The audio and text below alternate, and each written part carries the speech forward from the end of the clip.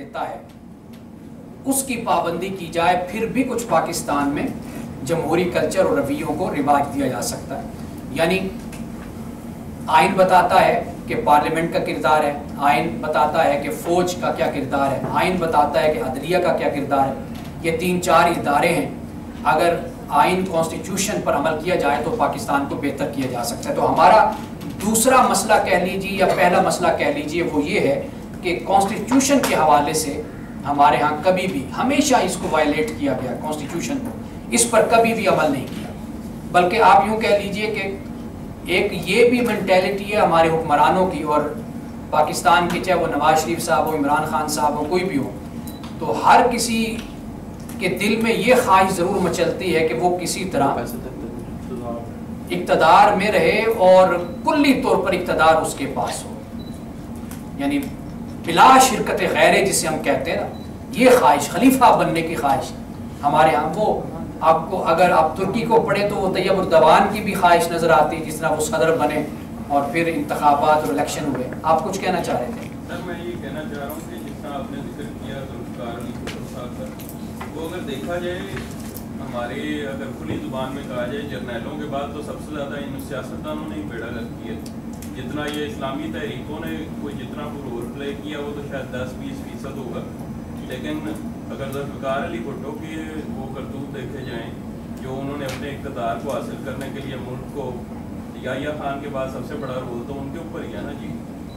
ایک وہ ویمنائزر تھا اور وہ ایول جینیس تھا اپنے اقتدار کے لیے، تو سارا رول تو ان کا تھا. دیکھیں غلطیاں سب کی ہوتی ہیں، سب سے اقتدار کا معاملہ اس پر اختلاف بھی ہو سکتا ہے. یہ ایک علیحدہ ڈیبیٹ ہے کہ مشرقی پاکستان کا جو سانحہ رونما ہوا، آیا کہ یہ یحییٰ خان کی غلطی تھی یا بھٹو کی، یا اوریجنلی اور جینوئنلی ایسا ہونا ہی تھا کہ مشرقی پاکستان ہم سے علیحدہ ہوتا.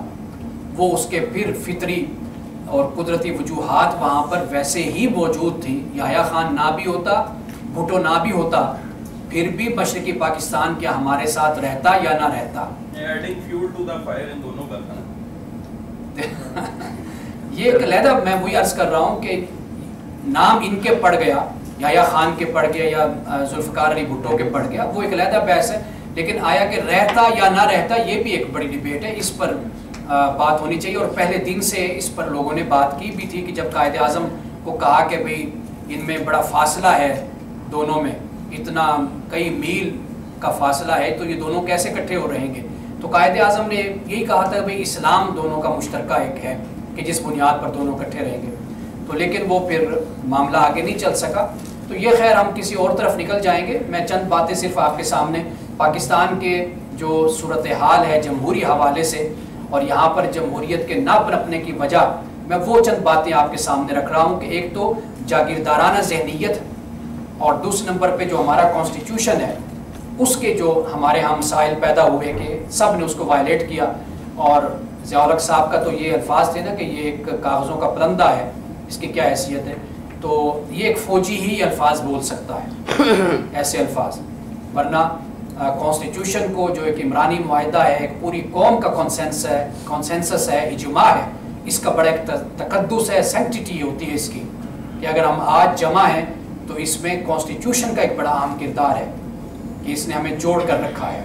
سر قرآن و حدیث کے بعد پاکستانیوں کے لیے سب سے مقدس تو یہ آئین پاکستانی ہے میرا خیال ہے، لیکن اس کو جب بھی وائلیٹ کیا ہے وہ ہماری یہ جو خفیہ ہاتھ ہیں انہوں نے کیا ہے، سیاستدانوں نے تو بہت کم کیا ہے، اور ان پر پھر اس کا کوئی احتساب بھی نہیں ہوتا ان کا.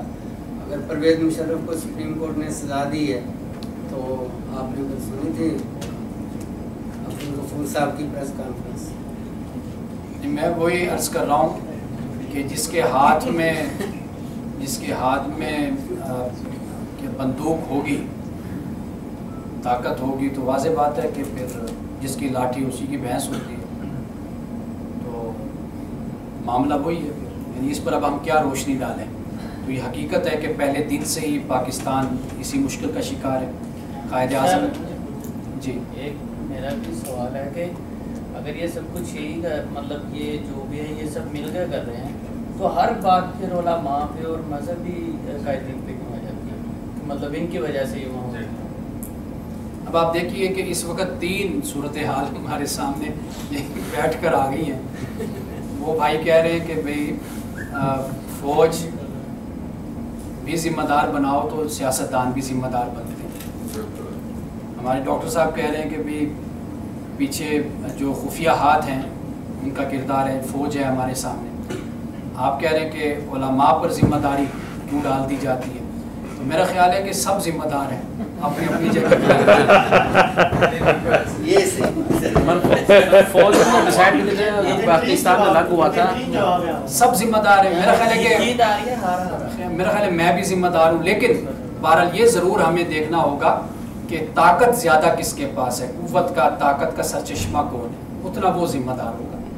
واضح بات ہے کہ ہمارے ملک میں پہلے دن سے فوج ہی اسٹیبلشمنٹ، اس کے پاس وسائل ہیں، اس کے پاس ذرائع ہیں، اسی کے پاس طاقت ہے، اسی کے پاس بجٹ ہے، سارا کچھ اسی کے پاس ہے۔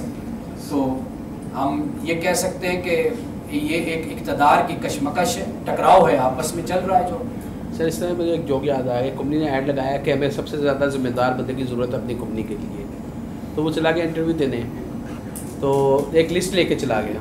وہ کہتا ہے یہ آپ اسے کیسے ثابت ہوتا ہے کہ لسٹ ہے کمپنیز کی کیا آپ ذمہ دار ہیں؟ کہتے ہیں ان کمپنیز میں جتنا بھی نقصان ہے اس کا میں ہی ذمہ دار ہوں، وہ مجھ سے زیادہ ذمہ دار کون ہو سکتا ہے؟ یہ ہمارا جو فوج اور آئین اور یہ مسائل یہی ہے، اس سے زیادہ ذمہ دار کون ہو سکتا ہے؟ لیکن چند باتیں ہیں ان کو آپ سمجھ لیجئے جو بنیاد کی حیثیت رکھتی ہیں۔ ہم دوسروں پر بوجھ ہم ڈال سکتے ہیں، وہ میرے پاس اس طرح کے بڑے سوالات آتے ہیں جس میں دوسروں کو ذمہ دار ٹھہرایا جاتا ہے، دوسروں کی بات کی جاتی ہے، فلاں ایسا فلاں ایسا، اور فرار کا راستہ ایک یہی ہے کہ آپ کسی پر ذمہ داری ڈال دیں اور اس کے بعد آپ آزاد ہو جائیں۔ آپ نے علماء پہ ڈال دیا، آپ نے سیاستدانوں پہ ڈال دیا، فوج پہ ڈال دیا، آپ کی ذمہ داری ختم ہو گئی۔ لیکن ایسا معاملہ نہیں ہے، ہمیں بہت ہی اس کی سنجیدگی کے ساتھ ہمیں کھوج لگانی پڑے گی، ان مسائل کو سمجھنا پڑے گا، اور یہ سب سے بہتر فورم ہے سمجھنے کا۔ اصل جو ہمارے ہاں مسائل پیدا ہوئے، ان مسائل کے پیدا ہونے کی وجہ کیا ہے، پہلے آپ اس پر غور کیجئے۔ اس کی وجہ یہ ہے کہ ایک تو سائنس نے، ٹیکنالوجی نے دنیا کے فاصلوں کو ختم کر دیا۔ اب معاملہ یہ ہے کہ یہ ایسے ہی ہوتا ہے کہ جیسے آپ ایک گھر میں جوائنٹ فیملی میں رہتے ہیں نا، اور آپ کا بھائی ہے، ساتھ رہتا ہے، اس کی فیملی ہے، اس کی بیگم ہے، اب ان کی ہر بات جو آپ کے سامنے آتی ہے وہ آپ سے بہتر آگے جا رہے ہیں نا، تو آپ کے یہاں ایک کشمکش پیدا ہوتی ہے کہ بھائی نے یہ کر لیا، میرے بھائی کے بچوں نے یہ کر لیا، میری بیگم ایسی ہے، اور بھائی کی وائف میری بھابھی ایسی۔ یہ چیزیں جب آپ فاصلے سمٹ جاتے ہیں نا، وہاں پر یہ کشاکش کی صورت جو ان سے ہوتی ہے نا، کشمکش کی، کمپٹیشن کی صورت ہوتی ہے۔ اب معاملہ یہ ہے کہ یہ جو پوری دنیا ہے اس ٹائم، یہ صرف آپ کے ہاتھ کی ہتھیلی بن گئی ہے۔ میرے ہاتھ میں موبائل ہے، ساری دنیا میرے پاس ہے، میں دنیا کو دیکھ رہا ہوں۔ ہمارے اندر جو بے چینی اور اضطراب ہے، ہم کبھی دنیا سے کٹ کر، ٹی وی بھی نہیں ہوتا تھا، موبائل بھی، کچھ بھی نہیں ہوتا تھا نا، ہم بڑی مطمئن کی زندگی، اطمینان کی زندگی گزارتے تھے۔ انگریز آیا تو پتہ چلا کہ ہاں یار یہ بھی کوئی قوم ہے کہ جو اس طرح تہذیب اور ثقافت اور کلچر کے ساتھ آئی ہے، تعلیم کے ساتھ ہمارے پاس۔ یہ اس وقت ہمیں واقفیت ہوئی، ورنہ ہم بڑے مست تھے اپنی دنیا میں۔ مغلیہ دور تھا، زمانہ تھا، بڑا اپنا وقت گزر رہا تھا، جس طرح کی بھی غلامی ہوتی تھی۔ وہ میں نے اس پر بڑا ایک آرٹیکل لکھا، وہ میں کسی وقت تجزیات آن لائن اگر آپ پپس میں، تو اس میں میرا وہ آرٹیکل چھپا ہوا ہے کہ مغلیہ دور سے اب تک ہم نے کیا سفر کیا ہے۔ ہمارا بہت کلچر، بہت کچھ ویسا کا ویسا مغلیہ دور جیسا ہی ہے۔ تو مطلب یہ ہے کہ ہماری مشکل کیا ہے، اس کو آپ سمجھنے کی کوشش کیجئے۔ سر اس میں ہمارا قصوروار انگریز ہوا ہے نا، جنہوں نے میں آگے جگایا نہیں پہلے تو ایسے چل رہے تھے نائس۔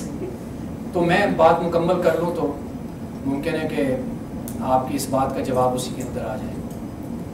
ویسے تو قصوروار تو ہیں ہی انگریز، جی جی، یہ تو آپ لکھ لو، پکی بات ہے، یہ تو آپ لکھ کے نا گھر میں دیوار پہ لگا دو کہ بھئی انگریز قصوروار اس سے پہلے ہم سے علم چھینا، پھر ہمیں علم دینے آ گئے. ہاں پھر علم دینے آ گئے اور پھر یہ کہ ہمیں شعور بھی دینے آ گئے. بالکل یہ تھا قصور. اور پھر ہمیں کہتے جی انگریزی سیکھو کیونکہ ہمارا سارا لٹریچر جو جتنا جدید کام ہوا انگریزی میں ہوا، تو ہمیں تو مخالفت پہ لگائے رکھا. تو میں آپ کو یہ بتا رہا ہوں سب سے بڑا مسئلہ یہی ہے جو بیٹے نے بڑے مختصر الفاظ میں کہہ دیا کہ انگریز قصوروار ہے. تو یہ بڑے مختصر بات کی میں اسی کو کھولنا چاہ رہا تھا کہ اصل یہی معاملہ ہے کہ جو آپ کے ہاتھ میں موبائل آ گیا، ٹیکنالوجی آ گئی، ذرائع وسائل آپ کے پاس آ گئے، آپ کو دنیا کا پتہ چلا. اب آپ اپنا وزن کرتے ہیں دنیا کے ساتھ، دیکھتے ہیں آپ یہاں سے ہماری اصل مشکل کا اور ہمارے سوال کا آغاز ہوتا ہے یہاں سے، جب ہم دوسروں کو دیکھتے ہیں. اب وہاں سے اوریجنیلٹی وہاں سے آتی ہے، سوالات وہاں سے آتے ہیں، فلسفہ وہیں سے آتا ہے، مذہب پر بات وہیں سے آتی ہے، اجتہاد وہیں سے آتا ہے، سب کچھ وہیں سے آتا ہے. ہمارے لوگ جب وہاں پر جاتے ہیں وہ بڑی زرخیزی سے وہاں پر کام کرتے ہیں اور پھر وہ کام ہم تک پہنچتا ہے. ہم اصل میں اس مشکل میں پڑے ہوئے ہیں. اب مسئلہ یہ ہے کہ ہمارے اندر، کل ایک دوست ہیں ہمارے بہت لائق انسان ہیں، انہوں نے مجھے کہتے ہیں کہ جی پہلا فون کرتے ہی پہلا سوال ان کا یہ تھا کہ ہمارے ہاں کیا کام ہو رہا ہے اس پر کہ بھائی جو امریکہ میں یا یورپ کی یونیورسٹیز میں جو لوگ اسکالرز بیٹھے ہیں، جو اعلیٰ دماغ لوگ بیٹھے ہیں، وہ ہمارے بارے میں کیا سوچتے ہیں اور کیا وہ کر رہے ہیں. کیا اس پر بھی ہمارے ہاں کوئی کام ہوتا ہے یا نہیں ہوتا، یا اس پر. میں نے کہا یار یہ تو بہت بڑی بات آپ نے کہہ دی، ہمارے ہاں تو اس لیول کا دماغ بھی شاید نہیں ہے کہ وہ یہاں تک سوچے. ہم تو بہت چھوٹے چھوٹے مسئلوں میں پھنسے ہوئے ہیں، ہمارے تو مسائل بڑے مختلف قسم کے، ان مسائل پر ہم کیا بات کر سکتے ہیں. تو میں یہ عرض کرنا چاہتا ہوں کہ اس بات کو آپ سمجھیے. اب وہاں سے جو کچھ آتا ہے اس کو ہم نے کس طرح قبول کرنا ہے. ایک قبول کرنے کا طریقہ یہ ہے کہ آپ اس کو ٹوٹلی ریجیکٹ کر دیتے ہیں، رد کر دیتے ہیں، چھوڑ دیتے ہیں. یا جیسے ہمارے ہاں طریقہ ہے کہ جی اسلام کے خلاف ہے یہ چونکہ مغرب سے آیا.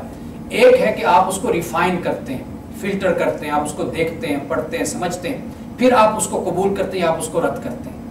ہماری اصل میں سب سے بڑی مشکل یہ ہے، نظریاتی حوالے سے، فکری حوالے سے، جمہوری حوالے سے، سیاسی نظام کے حوالے سے، ہمارے معاشرتی، سماجی، معاشی نظام کے حوالے سے سب سے بڑی مشکل ہمارے لیے یہ ہے. سر ہمارے پاس تھنک ٹینک سے نہیں جو فیوچر کے متعلق سوچیں کریں اور ہم کاپی اینڈ پیسٹ پہ چل رہے ہیں. یہ بالکل آپ کی بات صحیح ہے. یہ اصل یہ مشکل ہے، اس پر آپ جتنا غور کر لیجئے، اس پر سوچ لیجئے. اگر آج ہم یہاں بیٹھے بات کر رہے ہیں جمہوریت کے حوالے سے تو ہمارا سب سے بڑا سوال اور سب سے بڑی مشکل یہی ہے، کیونکہ یہ سب کچھ ہم پیدا نہیں کر رہے، یہ ہمارے پاس آ رہا ہے. اب ہم نے اس پر غور کرنا ہے، سوچنا ہے کہ اس کو کس حد تک ہم قبول کریں، کس حد تک ہم اس کو چھوڑیں. ہمیں یہ سوچ لیا کہ یہ جو اصل سے جو کاپی وہ اچھی ہے، اسی پہ فوکس رکھا ہوا ریسرچ میں. جی بہت شکریہ.